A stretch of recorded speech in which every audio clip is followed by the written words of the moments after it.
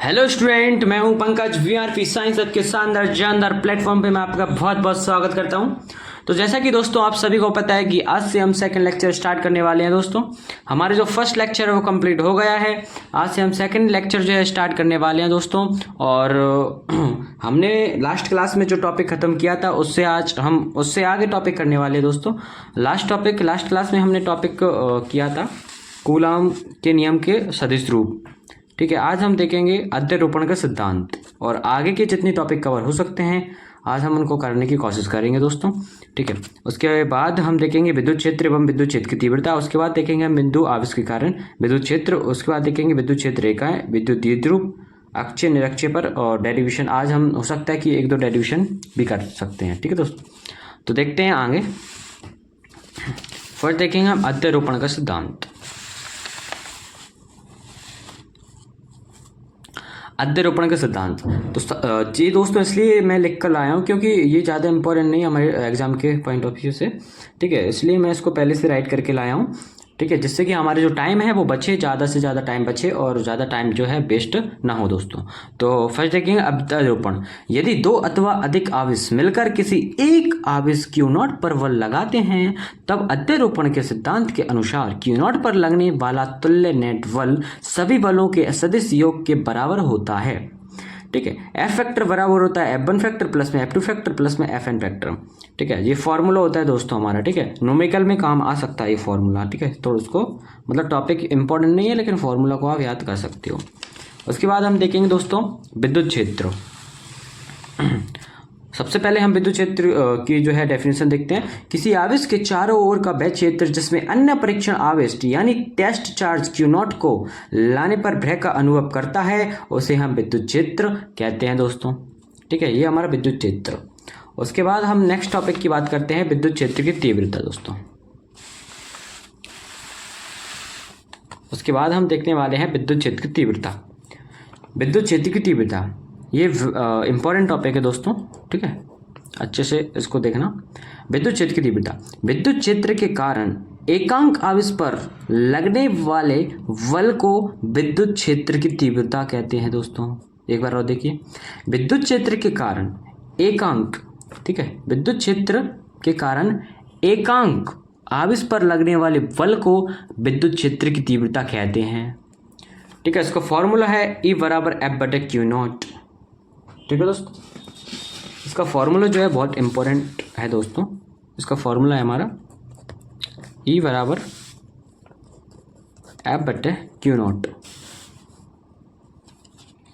ठीक है दोस्तों, F बराबर Q0। यहाँ पे हमारे जो Q0 है वो परीक्षण आवेश है। इसका मात्रक देखें तो न्यूटन प्रति कूलम होता है। इसका विमा जो है वो होती है mL T का माइनस का Q A का माइनस का 1। ठीक है दोस्तों, और एक इंपॉर्टेंट नोट लिखा है विद्युत क्षेत्र की तीव्रता। विद्युत क्षेत्र कितना प्रबल है यह बताती है। विद्युत क्षेत्र की तीव्रता जो है क्या बताती है कि ये कितना प्रबल है। ठीक है, ये कितना प्रबल है दोस्तों। उसके बाद हम नेक्स्ट टॉपिक की बात करते हैं दोस्तों बिंदु आवेश के कारण। बिंदु आवेश के कारण विद्युत क्षेत्र तो लिखना, माना एक बिंदु आवेश Q से R दूरी पर परीक्षण आवेश Q0 स्थित है। परीक्षण आवेश Q0 स्थित है तो इस परीक्षण आवेश Q0 पर लगने वाला जो बल होगा वो हमारा F बराबर 1/4πε0 इंटू Q0 बटे में R का स्क्वायर होगा। ठीक है, ये हम जब भी डेरिवेशन करेंगे ना दोस्तों, ये जो बल लगता है ये हमको माइंड में याद करना पड़ेगा कि जो बल लगता है वो 1/4πε0 इंटू Q0 बटे में R का स्क्वायर। इसको आप बहुत अच्छे से याद कर लेना। ठीक दोस्तों, विद्युत क्षेत्र की तीव्रता E बराबर F/Q0। ठीक है दोस्तों, E बराबर F/Q0। E बराबर 1/4πε0 Q बटे R का स्क्वायर। इसका मात्रक देखें तो न्यूटन प्रति कूलम होता है दोस्तों। न्यूटन प्रति कूलम होता है। उसके बाद हम दोस्तों नेक्स्ट टॉपिक की बात करते हैं विद्युत द्विध्रुव।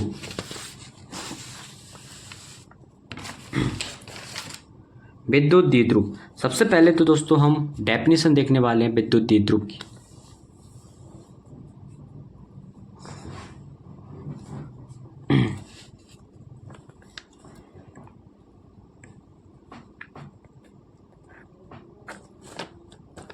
यदि दो बराबर तथा विपरीत बिंदु,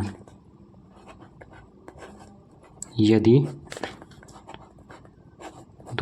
दो बराबर तथा विपरीत बिंदु आवेश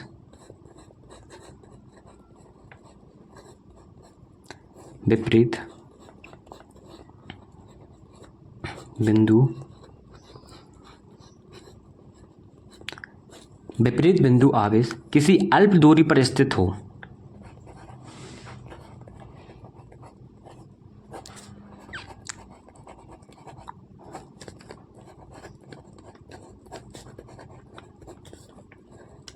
किसी अल्प दूरी पर स्थित हो, इस निकाय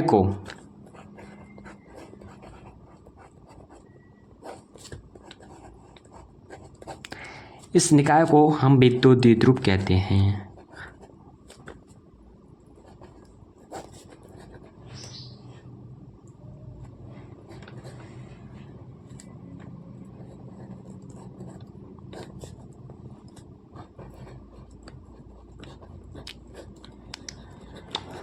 इस निकाय को हम विद्युत द्विध्रुव कहते हैं। ठीक है, इसको हम थोड़े से चित्र के माध्यम से समझते हैं।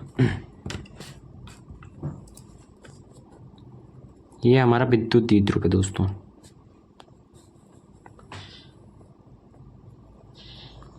ठीक है दोस्तों, ये है माइनस का क्यू, ये है प्लस का क्यू। इसकी दूरी देखते हैं दोस्तों, इसकी दूरी जो है वो 2a, मतलब इसकी दूरी a, इसकी दूरी a, मिलकर हो गया 2a।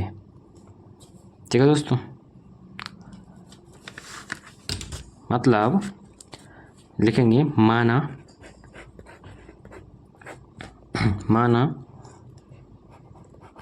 दो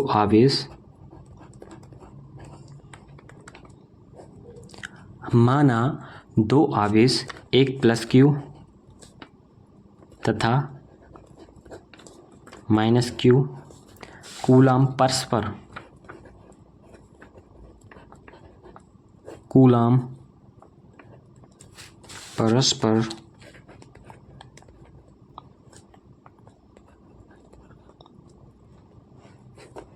परस्पर 2a,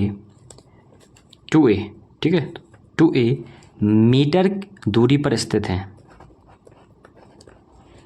मीटर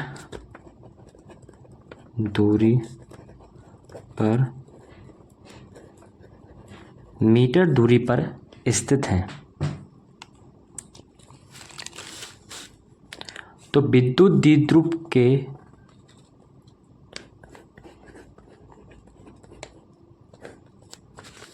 विद्युत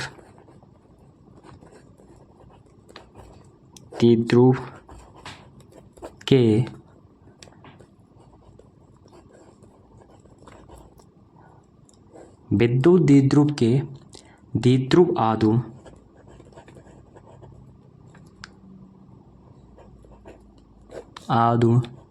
P का परिमाण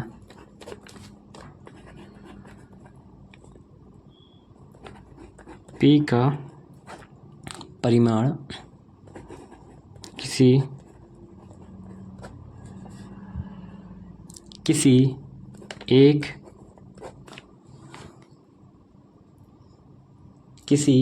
एक आवेश के मान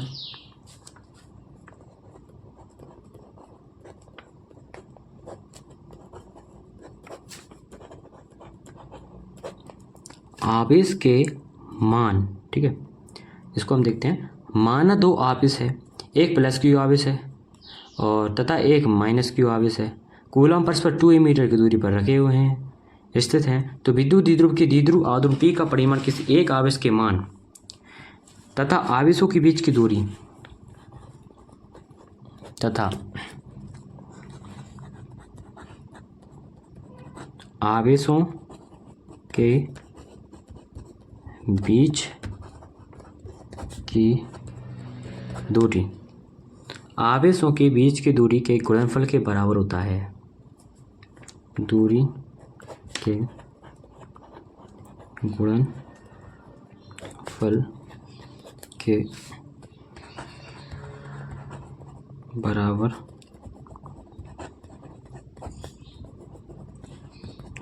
के बराबर होता है।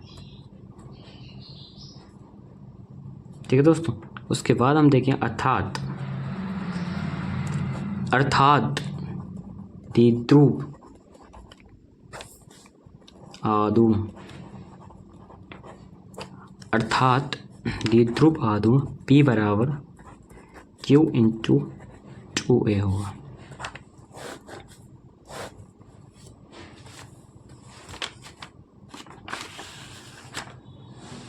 P बराबर Q इंटू 2A होगा। अगर हम इसका SI मात्रक की बात करते हैं, इसका SI मात्रक कूलम इंटू मीटर, कूलम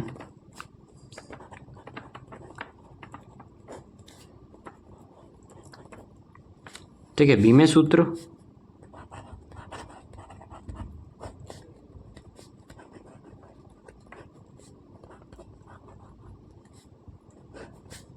इसका बी में सूत्र, ठीक है दोस्तों। ये विद्युत द्विध्रुव वाला जो टॉपिक है वो हमारा फिनिश।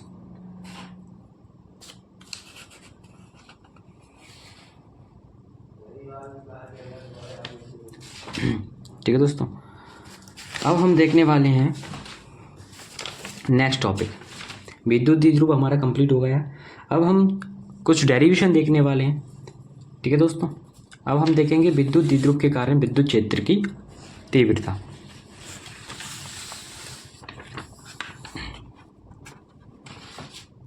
अब हम देखेंगे विद्युत द्विध्रुव के कारण विद्युत क्षेत्र की तीव्रता। ठीक है, एक अक्षीय बिंदु पर देखेंगे और एक हम निरक्षीय बिंदु पर देखेंगे दोस्तों। एक हम अक्षीय बिंदु पर देखेंगे और एक हम निरक्षीय बिंदु पर देखेंगे। सबसे पहले हम बात करते हैं विद्युत द्विध्रुव के कारण अक्षीय बिंदु पर विद्युत क्षेत्र की तीव्रता। अक्षीय बिंदु पर विद्युत क्षेत्र की तीव्रता, इसी पेज से हम स्टार्ट करने वाले हैं दोस्तों।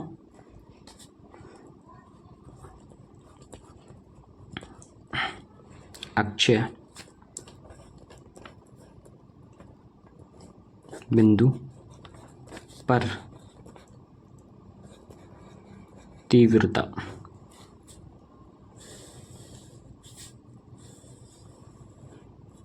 अक्षीय बिंदु पर तीव्रता देखेंगे सबसे पहले तो।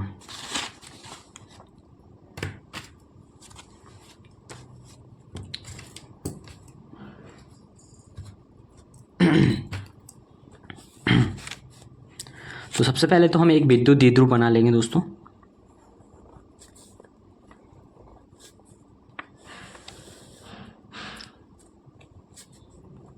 ठीक है दोस्तों, ये हमारा हुआ है विद्युत द्विध्रुव। ये है एक हमारा माइनस का क्यू आवेश, ये है हमारा प्लस का क्यू आवेश। इसकी दूरी जो है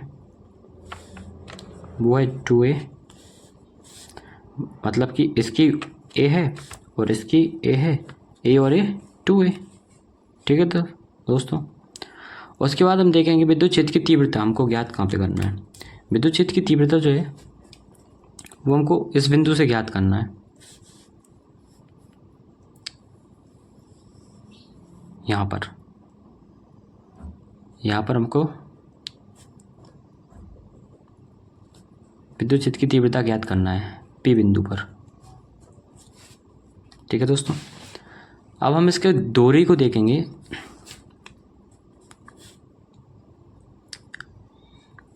इस बिंदु से यहाँ तक इसकी दूरी जो है वो होगी हमारी r माइनस a।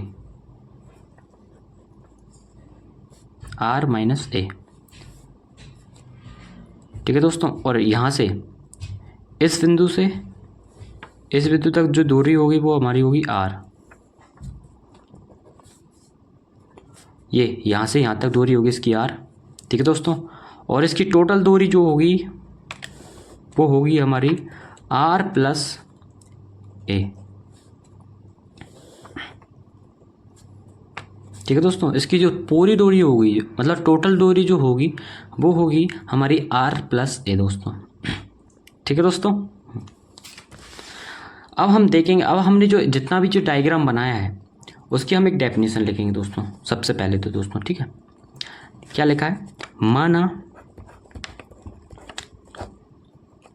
माना एक विद्युत द्विध्रुव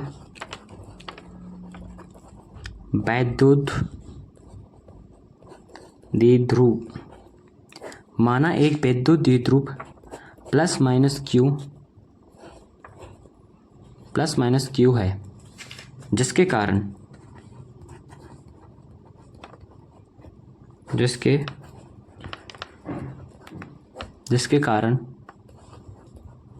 r दूरी पर बिंदु P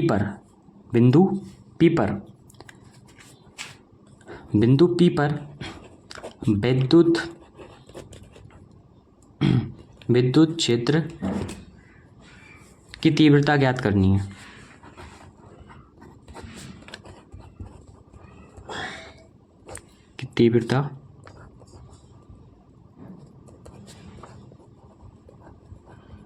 ज्ञात करनी है। ठीक है दोस्तों, हमने ये क्या बना रही है, चित्र के अकॉर्डिंग जो है डेफिनेशन है वो हमने क्रिएट कर ली दोस्तों। कुछ नहीं है इसमें दोस्तों, सिर्फ इस चित्र को देखकर हमको इसको लिखना है। माना एक विद्युत द्विध्रुव है, ठीक है, प्लस माइनस क्यू है, और जिसके कारण आर दूरी पर बिंदु पी पर विद्युत क्षेत्र की तीव्रता याद करनी है। बस दोस्तों, विद्युत क्षेत्र की तीव्रता मतलब दोस्तों हमको ईपी ज्ञात करना है दोस्तों। क्या करना है, ईपी ज्ञात करना है। देखो ईपी ज्ञात करना है मतलब सबसे पहले तो हमको क्या, पॉजिटिव माइनस नेगेटिव, ये इस चीज़ को हमको ज्ञात करना है दोस्तों। ठीक है दोस्तों, इसको हमको ज्ञात करना है। तो सबसे पहले विद्युत क्षेत्र की तीव्रता का जो फॉर्मूला होता है वो हमारा होता है, यहाँ पे देखते हैं।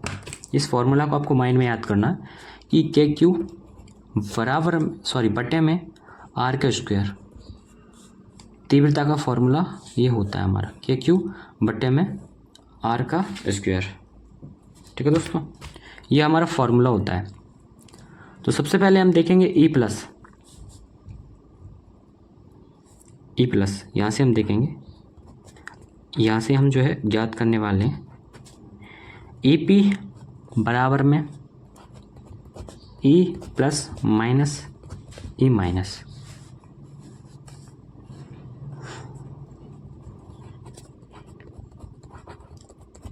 ई प्लस फॉर्मूला हमने देखा था के क्यू बटे में, अब देखो पॉजिटिव का कितना होगा, आर माइनस ए का होल का स्क्वायर, मतलब आर माइनस ए, आर का मान ही है जी आर माइनस ए का होल का स्क्वायर, फिर माइनस के क्यू बटे में आर प्लस ए का होल का स्क्वायर।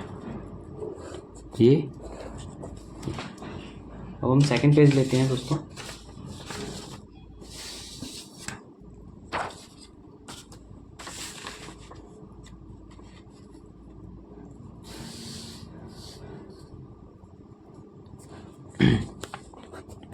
दोस्तों इसमें से कॉमन क्या आएगा, के क्यू बाहर आ जाएगा यहाँ से, के क्यू जो है वो बाहर आ जाएगा। के क्यू यहाँ पे क्या बचा, 1 बटे आर माइनस 1 का होल का स्क्वायर माइनस में 1 बटे आर प्लस ए का होल का स्क्वायर। ठीक है दोस्तों, अब हम इसका एलसीएम लेंगे दोस्तों। एलसीएम लेना तो आपको बहुत अच्छे से आता है, ठीक है। ए पी बराबर में के क्यू हमने बाहर लिया था, ठीक है। इसका एलसीएम देखेंगे, आर माइनस ए का स्क्वायर आर प्लस ए का होल का स्क्वायर। ठीक है, इसका इधर मल्टीप्लाई कर देंगे तो आर प्लस ए का होल का स्क्वायर माइनस में आर माइनस ए का होल का स्क्वायर। ठीक है दोस्तों, यहाँ तक आ गया आपको समझ में। अब हम आगे देखते हैं।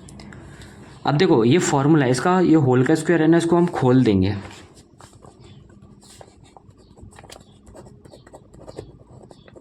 इसको हम खोल देंगे दोस्तों, ठीक है। क्या लिखेंगे? आर का स्क्वायर प्लस में ए का स्क्वायर प्लस में 2ab मतलब 2ra फिर माइनस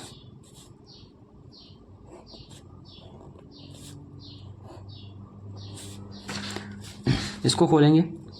आर का स्क्वायर प्लस में ए का स्क्वायर और माइनस में 2ab माइनस में 2ra ए का स्क्वायर प्लस में वी का स्क्वायर माइनस में 2ra।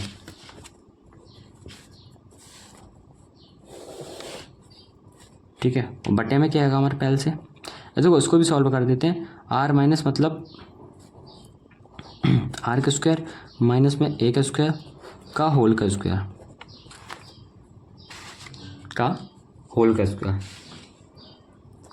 अब इसको हम सॉल्व करने वाले हैं दोस्तों। ए पी बराबर में, बहुत इंपॉर्टेंट डेरिवेशन है दोस्तों, इसको बहुत अच्छे से समझना आप, ठीक है दोस्तों। अब हम इसको आर का स्क्वायर प्लस में ए का स्क्वायर 2ra इसको हम सॉल्व करेंगे दोस्तों।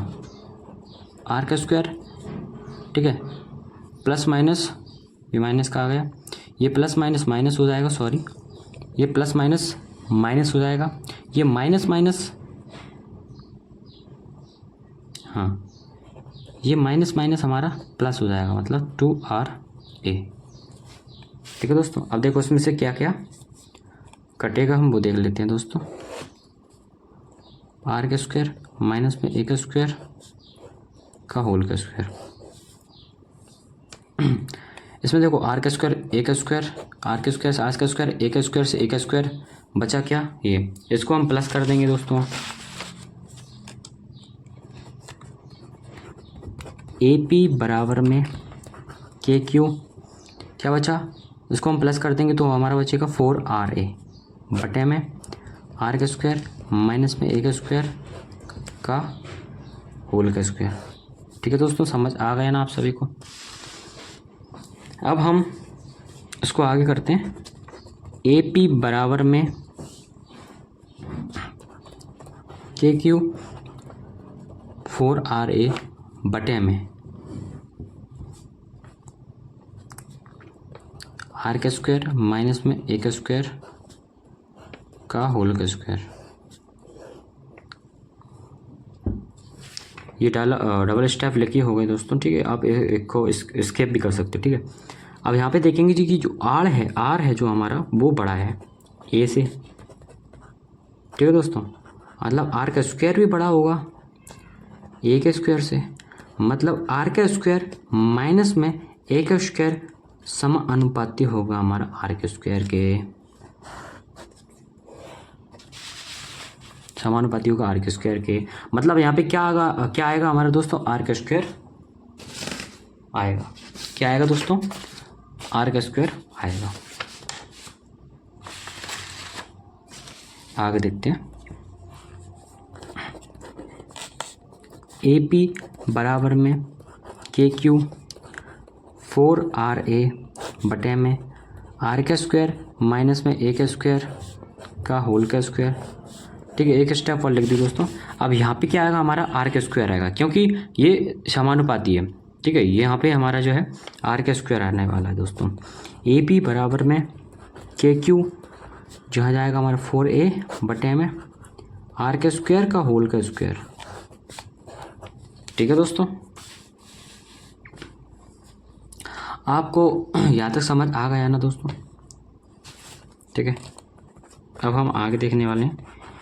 ए पी बराबर में होगा हमारा आर का स्क्वायर मतलब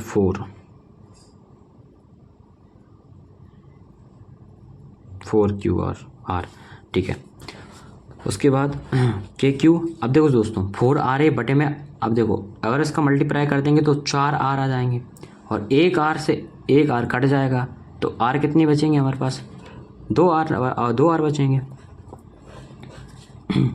तो हमारा बटे में आ जाएगा आर की घात में 3। बराबर में इसको हम इसको देखो यहाँ से हम 2 कॉमन ले लेंगे दोस्तों। एक फार्मूला होता है दोस्तों हमारा, ठीक है, आप इसको याद रखना। एक फार्मूला होता है, कौन सा फार्मूला होता है दोस्तों? ये P बराबर Q इंटू 2A।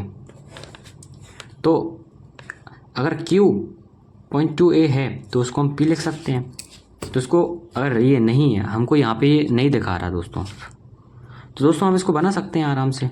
कैसे बना सकते हैं कि Q, यहाँ से हम 2 कॉमन ले लिया, A कॉमन ले लिया, ठीक है दोस्तों, और बाहर क्या बचा दोस्तों? 2 और K बचा बटे में R का Q, ठीक है दोस्तों। मतलब AP क्या जाएगा हमारा?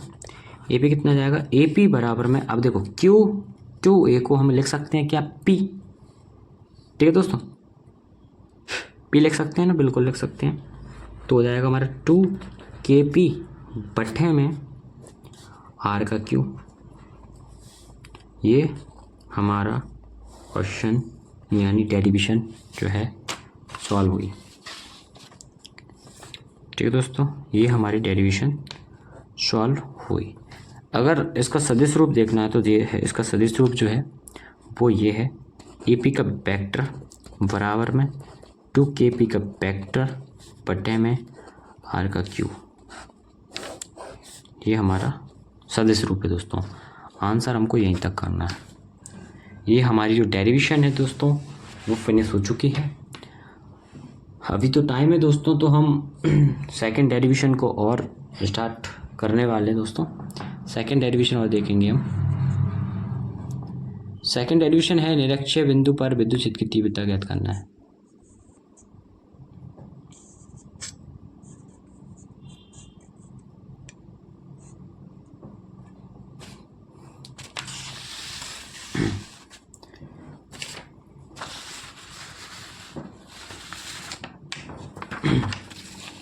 सेकंड है, निरक्षीय बिंदु पर विद्युत क्षेत्र की तीव्रता ज्ञात करना दोस्तों। तो हम एक न्यू पेज लेते हैं, टॉपिक डालते हैं,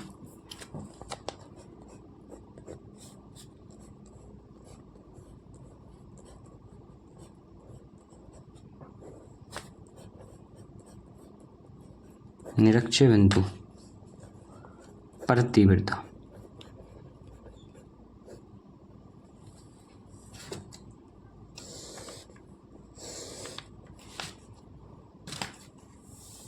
निरक्षीय बिंदु पर तीव्रता। तो सबसे पहले इसको हम चित्र के माध्यम से समझते हैं दोस्तों। सबसे पहले तो हम वही द्विध्रुव बनाने वाले हैं दोस्तों, ठीक है, विद्युत द्विध्रुव बनाने वाले हैं।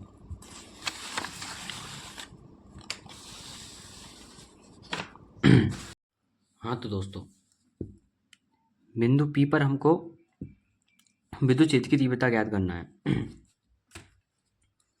बिंदु P पर विद्युत क्षेत्र की तीव्रता ज्ञात करना है। इसकी दूरी हमने देख ली, इसकी दूरी जो है वो 2A है। ये एक कौन बन गया? ये दूसरा बन गया। यहाँ पे बिंदु P पर हमको विद्युत क्षेत्र की तीव्रता याद करना है दोस्तों, ठीक है। एक तो यहाँ पे बनेगा हमारा E+, एक तो विद्युत क्षेत्र की, एक अंदर की ओर होगा, एक अंदर की ओर होता है हमारा E-, ये यहाँ, ये हमारे विद्युत क्षेत्र की तीव्रता है। अब हम चित्र के माध्यम से समझते हैं दोस्तों। माना एक विद्युत द्विध्रुव +-Q, 2A है। इसके कारण निरक्षीय बिंदु P पर विद्युत क्षेत्र की तीव्रता ज्ञात करनी है। इसके कारण निरक्षीय बिंदु P पर विद्युत क्षेत्र की तीव्रता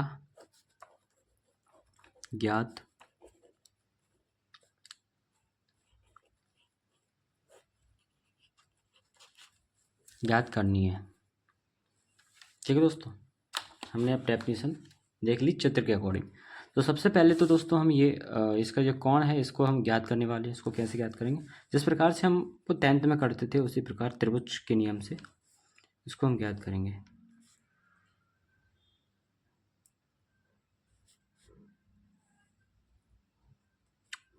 इसकी दूरी जो है वो हमने देख ली r है। इस चित्र को मैंने यहाँ पे बना लिया। इसकी दूरी कितनी है? इसकी दूरी जो है हमारी a है।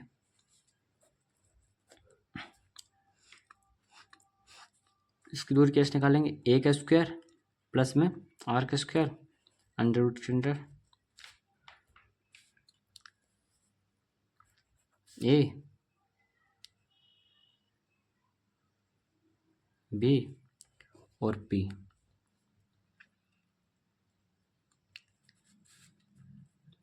मतलब पी ए पी बी दूरी जो है ए का स्क्वायर प्लस में आर का स्क्वायर।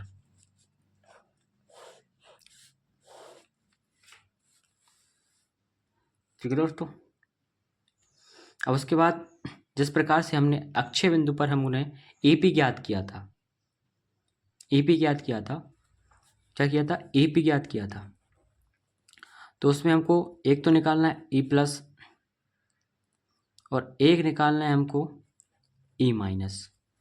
तो उसमें हमने क्या किया था दोस्तों? उसमें हमने अक्षय बिंदु में किया था माइनस, लेकिन इसमें क्या होगा? निरक्षय बिंदु में क्या होगा? जो ईपी ज्ञात करने वाले हैं उसको हम बराबर कर देंगे किसके? ई प्लस बराबर कर देंगे ई माइनस के। ठीक है दोस्तों। जब हम ईपी ज्ञात करेंगे तो इसको हम इसको बराबर कर देंगे। और आगे हमको दोस्तों कॉस थीटा की जो है आवश्यकता होगी। कॉस थीटा हमको निकालना पड़ेगा। कॉस थीटा कैसे निकालेंगे? लाल बटा कक्का, अगर आपको दोस्तों याद हो तो लाल बटा कक्का जो फॉर्मेट है उसी के हिसाब से साइन और कॉस मतलब आधार बटे कण। इसमें आधार कहाँ पर है? आधार बटे कण। आधार है ए बटे कण, ए का स्क्वायर। कण कौन सा है दोस्तों? ये ए का स्क्वायर प्लस में आर का स्क्वायर। ये हमारा कॉस थीटा हमको आवश्यकता है, थोड़ी आगे आवश्यकता होगी इसकी। ठीक है, इसलिए दोस्तों हमने इसको पहले से ही राइट कर लिया दोस्तों। अब हम ईपी ज्ञात करने वाले हैं दोस्तों। उससे पहले दोस्तों ईपी ज्ञात करने से पहले दोस्तों ये चित्र जो है ये यहाँ पे अच्छे से समझना नहीं आएगा, तो मैं इसको अलग से ले लेता हूँ।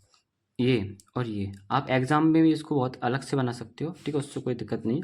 इस चित्र को मैं अलग से एक्सप्लेन करने वाला हूँ।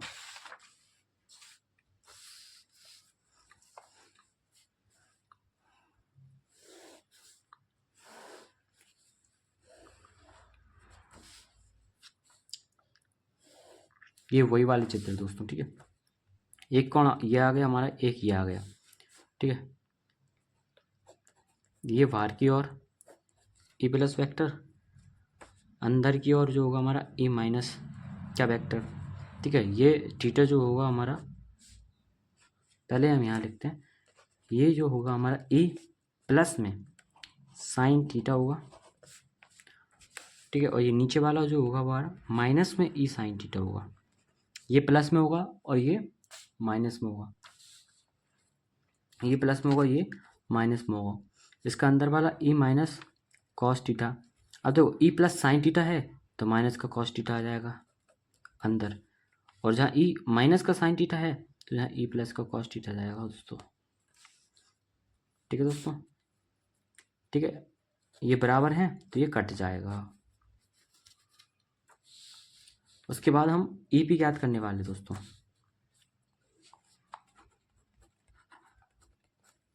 यहाँ से हमारा क्वेश्चन जो है सही स्टार्ट होता है। ईपी ज्ञात करेंगे तो हमको ई माइनस चाहिए और ई प्लस चाहिए। ठीक है, अब देखो दोस्तों हमको ईपी ज्ञात करना है। इनको हम मतलब इनको बराबर कर देंगे। बराबर मतलब ई प्लस और ई माइनस का मान कितना होगा दोस्तों? हमने फॉर्मूला देख लिया था दोस्तों, के क्यू बटे में आर का स्क्वायर। ये हमारा फॉर्मूला था दोस्तों। ठीक है, अब दोनों का देखो ई प्लस और ई माइनस बराबर होंगे और इनका मान क्या होगा हमारा? के क्यू बटे में होगा हमारा आर का स्क्वायर प्लस में ए का स्क्वायर। ठीक है दोस्तों, ई प्लस और ई माइनस का मान जो है हमारा के क्यू बटे में आर का स्क्वायर प्लस में ए का स्क्वायर। याद रखना ई प्लस और ई माइनस दोनों का मान है जी।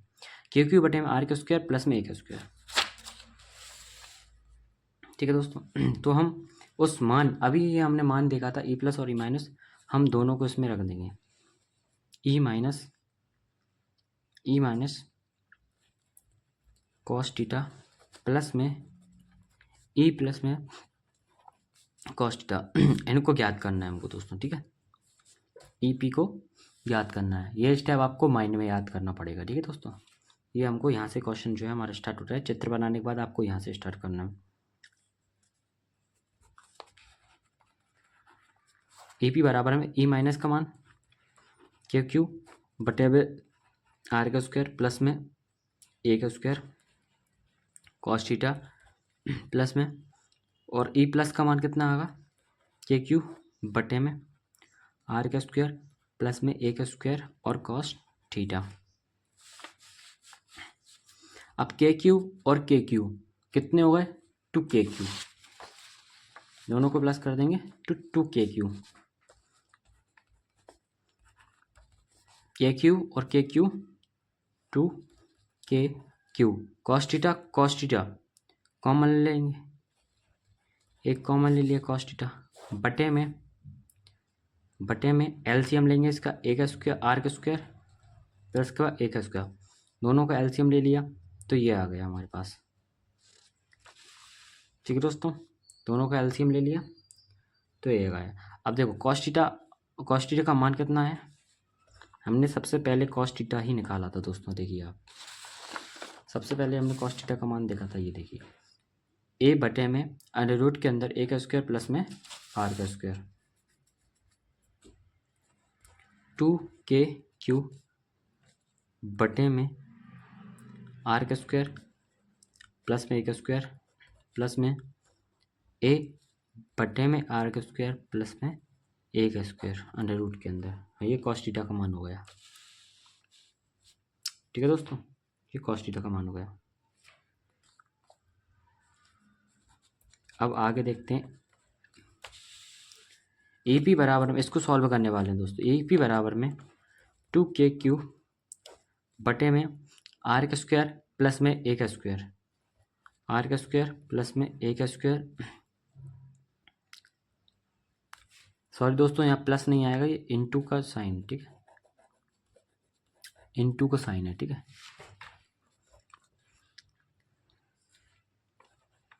अंडर रूट को हम कैसे लिख सकते हैं, आर का स्क्वायर प्लस में ए का स्क्वायर की घात 2।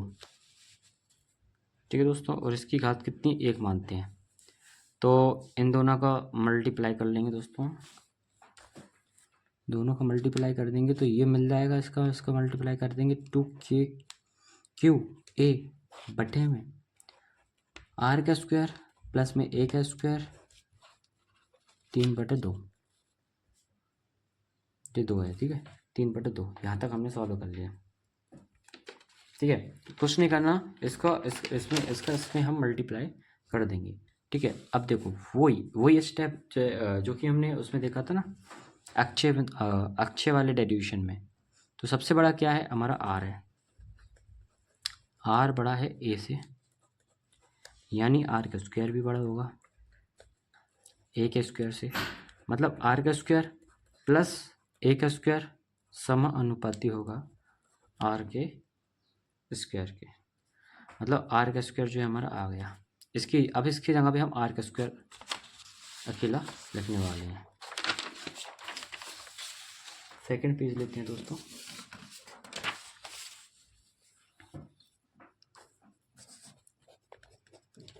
एपी बराबर में बराबर में 2 के क्यू ए बटे में आर के स्क्वायर की घात में 3/2, 2 से 2 गया तो कितना बचा हमारे पास, 2 के क्यू ए बटे में आर का क्यू। और दोस्तों हमने वो फार्मूला एक देखा था पहले, ये फार्मूला कितना होता है, 2 क्यू ए। ठीक है, वही फार्मूला इसमें हम लगा देंगे दोस्तों, क्यू ए और 2 के जगह हम रख देंगे पी, तो ए पी बराबर में के पी हो जाएगा दोस्तों, और बटे में हमारा आर का क्यू बचा है दोस्तों। ये हमारा डेरिवेशन कंप्लीट दोस्तों, बस इतना सिंपल सा है। अगर सदिश रूप पूछ ले तो इसका सदिश रूप देख ले तो ए पी का वेक्टर बराबर है माइनस का के पी। इसका सदिश रूप इम्पोर्टेंट है। अब देखो क्यों इम्पोर्टेंट है, क्योंकि ये नेगेटिव है, नेगेटिव आ जाता है जब इसका सदिश रूप पूछे। अगर निरक्षीय बिंदु को सदिश रूप पूछे तो वो नेगेटिव में आता है, इसलिए ये थोड़ा सा इम्पोर्टेंट हो जाता है दोस्तों।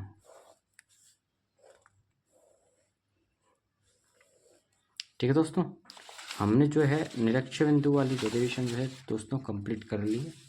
तो फिर से देख लेते हैं थोड़ा सा।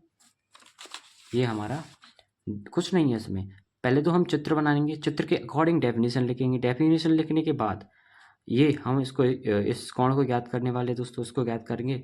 फिर हम cos थीटा का मान निकाल लेंगे। ठीक है दोस्तों, cos थीटा का मान निकालने के बाद हमको ई भी ज्ञात करना है। ई भी ज्ञात करने के लिए आपको हमने बताया है कि आपको सिर्फ ये स्टेप याद करना है कि ई प्लस और ई माइनस का मान ज्ञात करना है। और अगर हम इनका मान ज्ञात करेंगे तो इन दोनों के मान जो है एक ही बराबर आएंगे, के क्यू बटे में आर का स्क्वायर प्लस में ए का स्क्वायर। ठीक है, इन दोनों का मान जो है बराबर आएगा। उसके बाद अगर आप इस चित्र को अगल बनाना चाहते हो तो बना सकते हो, उसमें कोई नंबर कटने वाले नहीं है आपके। उसके बाद हमको ये स्टेप याद करना है। ठीक है, इसके बाद हम इसमें मान रख देंगे, मान रखने के बाद के क्यू हम कॉमन ले लेंगे इसमें। ठीक है, के क्यू कॉमन ले लेंगे के बाद दोस्तों ठीक है, के क्यू हाँ सॉरी, इसमें से के क्यू कॉमन नहीं करना है, इसमें से हमको एलसीएम लेना है। ठीक है, नीचे वाले का एलसीएम ले लेंगे, ऊपर इनका प्लस कर देंगे, के क्यू टू के क्यू कॉस थीटा का मान इसमें रख देंगे। इसका मान रखने के बाद इनको थोड़ा हम अलग अलग कर देंगे। ठीक है, उसके बाद है इसको इसमें से आर बड़ा होता है तो इसको हम समानुपाती कर देंगे। समानुपाती करने के बाद इससे इसको काट देंगे, ये हमारा आंसर आ जाएगा दोस्तों। ये हमारा डेरिवेशन जो होता है कंप्लीट। अगर दोस्तों अभी तक आपने हमारे चैनल को सब्सक्राइब नहीं किया है, लाइक नहीं किया है, तो सबसे पहले सब्सक्राइब कर लें, लाइक कर लें एंड शेयर कर दें, क्योंकि दोस्तों हमारे चैनल पर बहुत शानदार वीडियो आने वाली है दोस्तों, जिससे कि आपके दोस्त भी इसका लाभ उठा सकें। ठीक है दोस्तों, और अभी हमारी नोट्स का जो है ऑफ़र चल रहा है दोस्तों। ठीक है, आप अगर नोट्स खरीदना चाहते हो तो आप उनको हमारे नोट्स को परचेज़ कर सकते हो दोस्तों। तो दोस्तों आज की क्लास जो है दोस्तों हम यहीं पर समाप्त करने वाले हैं दोस्तों। ठीक है, और अगली क्लास हम हमारा मतलब थर्ड लेक्चर जो है हम नेक्स्ट डे को लेने वाले हैं दोस्तों। ठीक है दोस्तों, आज की क्लास जो है हम यहीं समाप्त करेंगे। धन्यवाद, thank you to all of you.